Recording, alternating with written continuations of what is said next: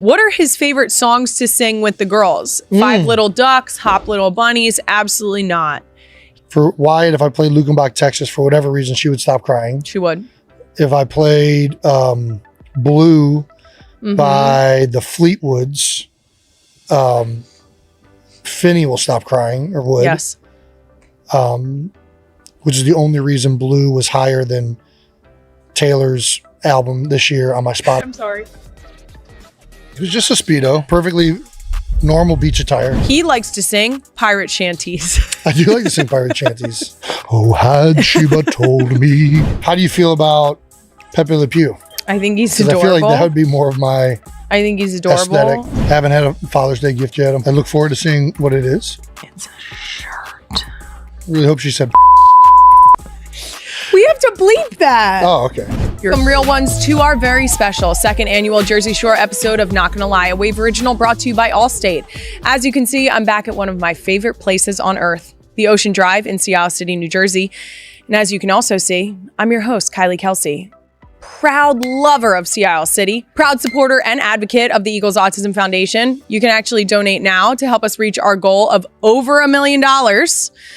The link is in the description.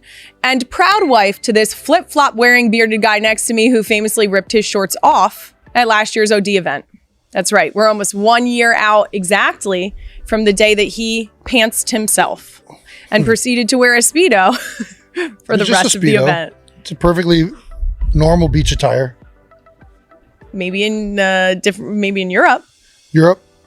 Miami, I think I've seen a bunch down there. For sure. I don't frequent Miami, so I can't speak. Definitely not specific to the Jersey Shore. Mm-hmm. Yeah. Yep. You guessed it. It's my husband. Jason, welcome back. Hey, thanks for having me. This episode comes out the day after this year's Shorebirds event. Can you tell everyone what crazy shit you have planned? Because if there's going to be a breakaway situation, we want to know about it. Yeah, no breakaways this year. Last year, I lost a bet to Bo Allen. We didn't do the bet this year, so no breakaway Speedo shorts. Was that because you didn't want to lose? Correct. Okay. Yep. I think the Speedo was good for a year. We can retire the Speedo. I don't want to just do the same thing over and over again. You got to keep it fresh. Yeah.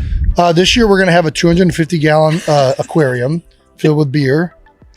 I love that you said it like you went into it super casual. We just have a massive aquarium of beer. Yeah. It's called. We're calling it the Beer Aquarium. Naturally. Yes. And if the beer aquarium gets drank this week, emptied, we will be donating another $100,000 to the Eagles Autism Foundation. So drink up. So it's your responsibility to come to the Ocean Drive and drink as much beer as possible for families, autism, research, neurodiversion. Am I saying that right? Mm-hmm. Yeah.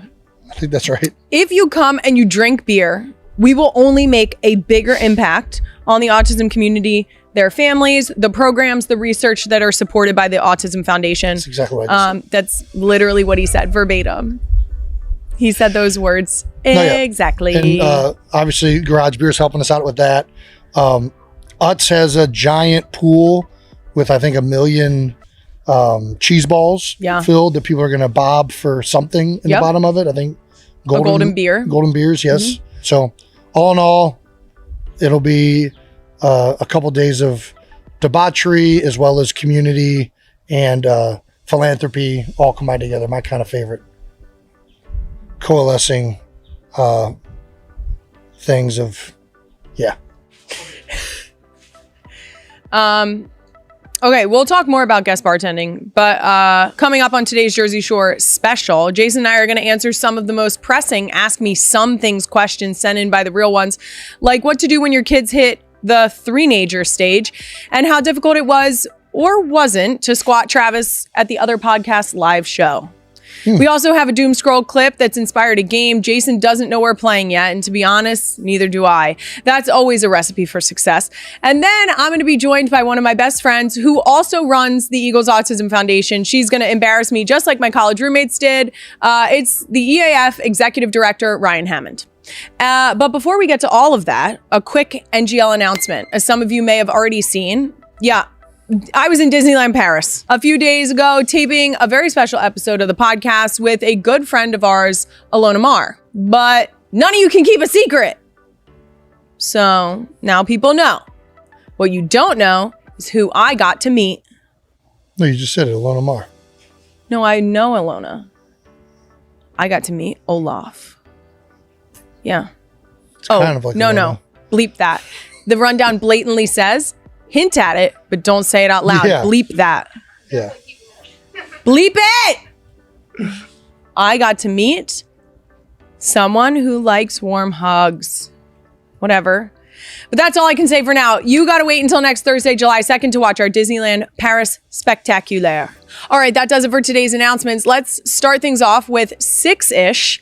Ask me some things. It's actually Ask Us Some Things. Questions from the real ones in honor of our year 6 of Shorebirds. Well done, Queen Emma. I see what you did there. Ask Us Some Things is brought to you this week by Allstate. Number one, first up I'm not gonna say people's names because then I always go to shit on that. Number one, first up from at Sunshine Sweetheart. I did it anyway. I fucking did it anyway. Fuck you. Number one, first up. Sweetheart? What? What's wrong with Sunshine Sweetheart? No, every so often we get into it and someone has like some weird ass, like you can't tell where the first word ends and the second word starts. It's a whole fucking thing. Yeah. Reading names is trash. What did you get for Father's Day? He doesn't actually know. Yeah. He didn't receive it yet. Haven't had a Father's Day gift yet. Unfortunately, I was out of town on Father's Day. Yes. Which is not ideal. But I look forward to seeing what it is. Me too. I know what it is. Yeah. It's a shirt and a game that I ordered months ago that's in the back of my closet that I forgot to bring to the shore, and now he can't have until I go home. I really hope she said. Really hope she said. We have to bleep that. Oh, okay. Oh. God. Never mind. Okay. All right. Now I'm sweaty. Here we go. Next one. What's Kylie's best attribute? This is for me? You looked so... No, they asked me. That's a tough one to answer because you have a lot of really good attributes. Way to save it. And sometimes strengths can be weaknesses. I would say that you're a very principled person and convicted human being, and that allows you to stay true to who you are and what you stand for, and understand what's right and wrong. And I think that all of those things are also things that I value and love and appreciate about you, and keep me headed in the right direction as well. And I would say that's your best attribute. That was the kindest way to say that I'm bullheaded. I mean, at times, for sure. No, there's definitely negatives to that. But I would say overwhelmingly positive than negative. Thank you for that. That's very sweet. Queen Emma wants to know, what's your least favorite? Least favorite? Yeah. To be fair, whenever I'm asked the question, and I'm sure you already know this, but whenever I'm asked the question, because I did say this on the other podcast, whenever I'm asked the question about my biggest pet peeve with you, or like the thing that like bothers me, it's just that you're loud. Yeah, that's always my go-to. You're a loud person. Least favorite. Did you hear that? He didn't argue with me at all. I don't think there's anything to argue with. He's so loud. I think I got loud feet, loud breathing. I mean, there's not a lot of. I'd be a really bad ninja. The breathing doesn't bother me. You'd be a trash bad ninja. Least. He's like, there's so many to choose from. I would say my least favorite attribute is how particular you are with food. This is perfect because I can't argue with that either. Yeah, there's nothing to argue about. If anything is even remotely even close to the date, you want to throw it out. Correct. If anything's been sitting on the counter for like an hour. Also correct. You're like, nope, that's been sitting out.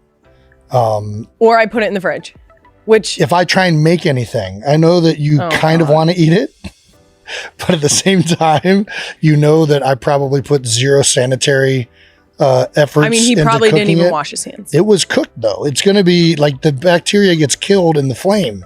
Yeah. So that's how it works.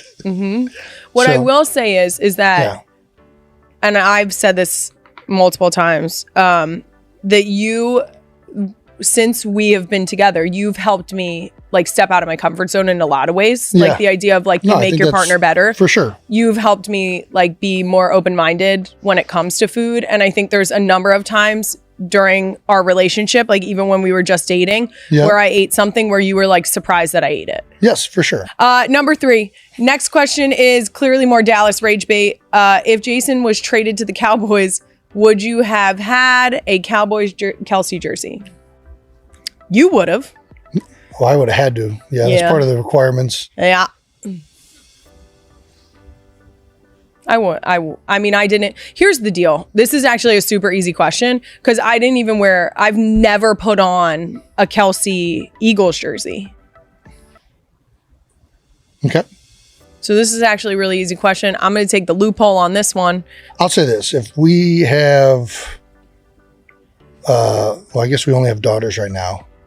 If we ever had a daughter that became a Dallas Cowboys cheerleader, as much as I hope that does not happen, no offense to anybody, I will gladly wear anything to support them.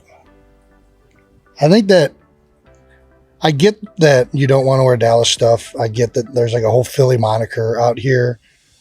I think it's really important to show support for people that you love. And that goes deeper than my love of the Cleveland Browns or any of that stuff.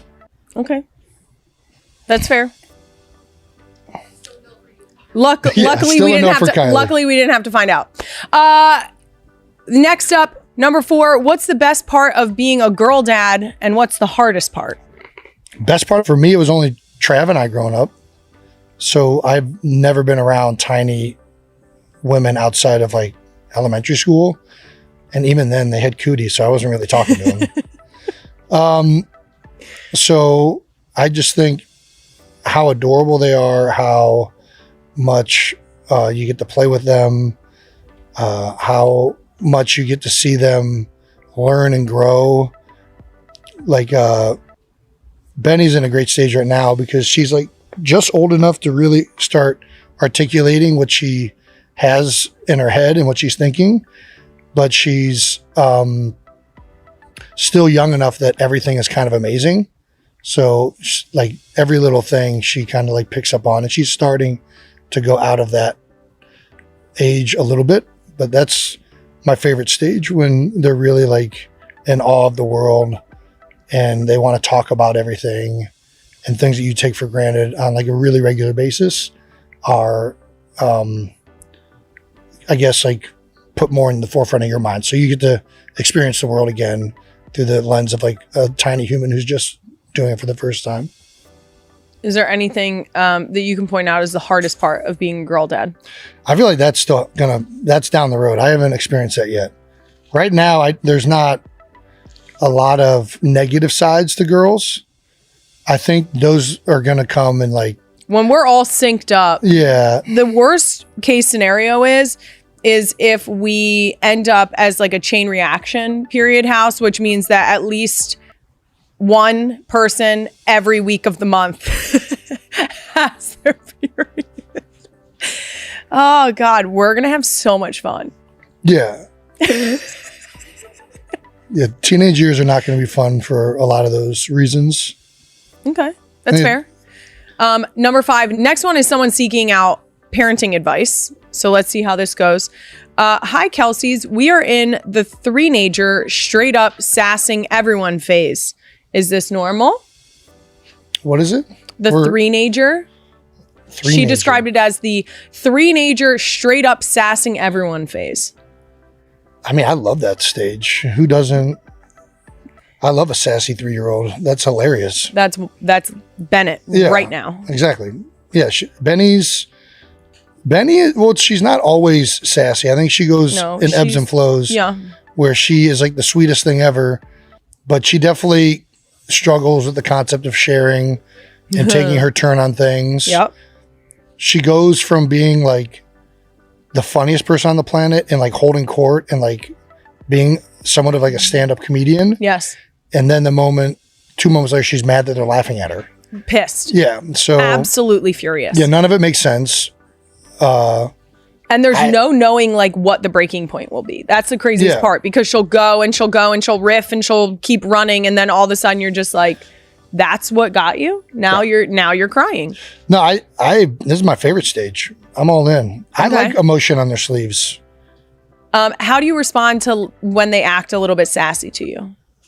Well, describe, is sassy like throwing a temper tantrum or sassy? I think different? Sassy is sort of like trying to get their way.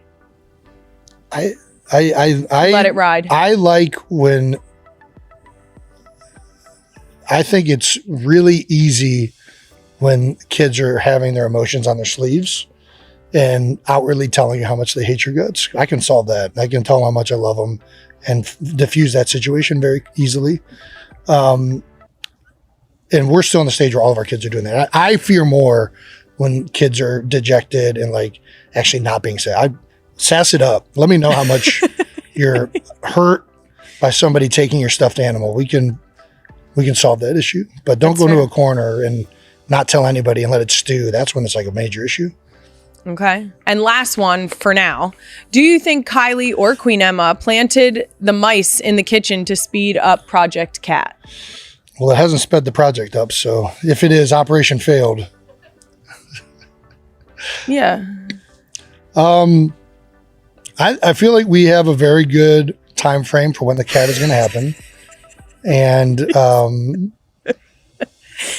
it will, I'm staying true to that timeline. How quickly, because there have been quite a few times where you've either been like at work or like on a trip where I've texted you like, I'm going to get a cat. Mm-hmm.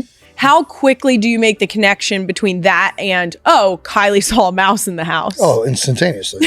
Yeah. It is the tell of like, I'm headed to the shelter to get a cat. He's like, where did you see the mouse? Yeah. Where were the mouse droppings? He knows that is a massive trigger for me because I'm an animal person. I'll pick up spiders. I'll pick up spiders. I'll take them outside. You can't say you're an animal person if you have that much disdain for animals. Well, to be fair, when the one mouse had to be squashed, I did call on you. Yeah, I'll squish a mouse. Nope. I'll squish mice. Got to catch them. They're pretty quick. Got to catch them first. You know who would catch a mouse? Cat. Yeah. Is it still barn cat or bust? Because I did tell you about the PSPCA has the barn cat. Yeah. Well, I think program. Like, what are we calling a barn cat? The barn cat is basically an inside-outside cat, a cat that's really there to control pests, one that doesn't necessarily want to be your BFF, but is there to do a job. Yeah, I mean, that's certainly what I would prefer in a cat, yeah. Yeah. Okay. I mean, if we're really trying to eradicate mice, there are individuals whose entire professions will... No, we have an exterminator. Yeah, that is going to deter the mice situation far more than cats. Jason, I grew up with a cat in the house, and I couldn't tell you how many times I saw a mouse in the house that I grew up in. Sure. I just really don't like mice. I don't know what it is. The way they scurry, it's so gross. Okay, that's it for Ask Us Some Things, Part 1, brought to you by Allstate. We'll answer some more later, but right now let's talk about the reason we're here in places Kylie has some business being. This week, I actually have a lot of business being right here at the Ocean Drive in Sea Isle, and Jason has even more business being here because it's our big EAF fundraising. I would say it's 48 hours. It's our 48 hours of fundraising for Team 62. We're in year 6 of this event. Yep. How much have things changed since the first event guest bartending here at the OD? Well, the first year, I don't even know. Was it just me? Yes. Yeah, I mean, the first year, it was just one person. We were actually like serving drinks. Yeah, wasn't that wild? Yeah. And how do you think your bartending skills are? I think I'm very good at beer and most normal mixed drinks. Okay. And I think when I'm here, I'm like freaking ready to move and shake. And so I think I'm a good bartender. Yeah. Okay. I'd be terrible if you asked me to make like a Manhattan or like something of like higher scale or class. Sure. That's not what I will be able to execute. You're like a rum and coke kind of guy. Anything that comes from a little squirty gun, if I can fill it up with that and well liquor, I can make you a concoction. Yeah. Easy. Yeah. Okay. What's the craziest thing you've signed over the years? I feel like there have been a number of weird items here. We ran into the baby yesterday. Yep. At the arcade. That's right. That Jason signed right over that wall back there. Mm-hmm. What was it? Maybe 2 or 3 years ago? The baby she looked probably 3. Maybe 3. How much more community do you get?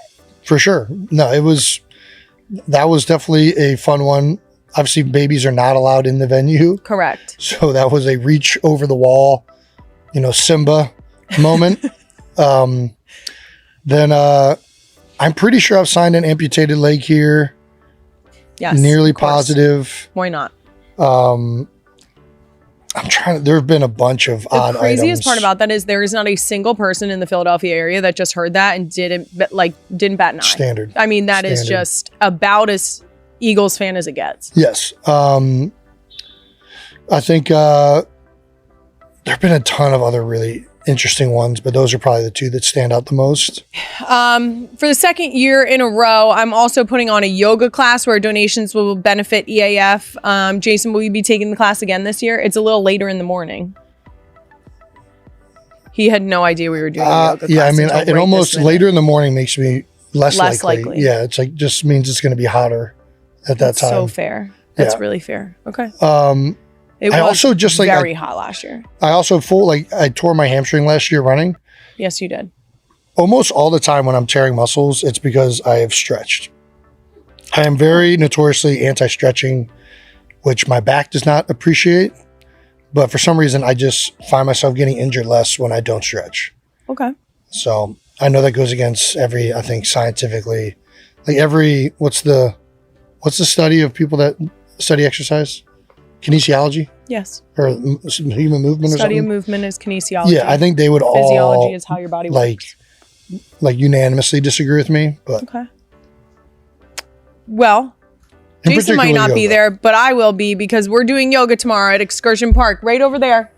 Just behind us. Shout out to Stride Fitness here in Sea Isle City, and also Lululemon for their generous donation and partnership for this event. We're so excited to do it a second year. It's such a great way to kick off the day, and it will actually roll us right into our All Abilities series with EAF. We will have some yoga, some football happening there as well. And All Abilities means that kids, both typical and neurodivergent, can participate in the same clinic. It's absolutely outstanding, and an instance in which a lot of families find that it's the only place where both of their kids or multiple kids can participate together as a family. So it's a very exciting event. We're so excited to be kicking off all these events for this year. Even if you can't make it in person, you can donate to EAF and contribute to our hopefully over $1 million goal. Again, the link is in the description. And guys, it could just be as little as $5. It still gets us closer to our goal. We really appreciate any donation.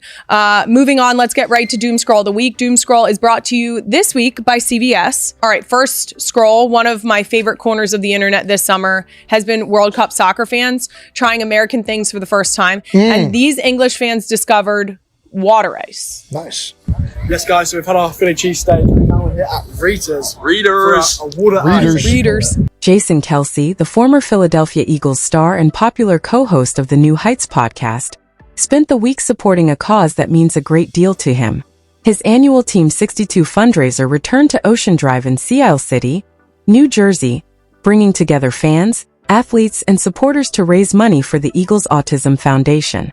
Now in its 6th year, the event has become one of the foundation's signature fundraisers. Since 2021, Team 62 has generated more than $2.4 million to support autism research, education, and community programs.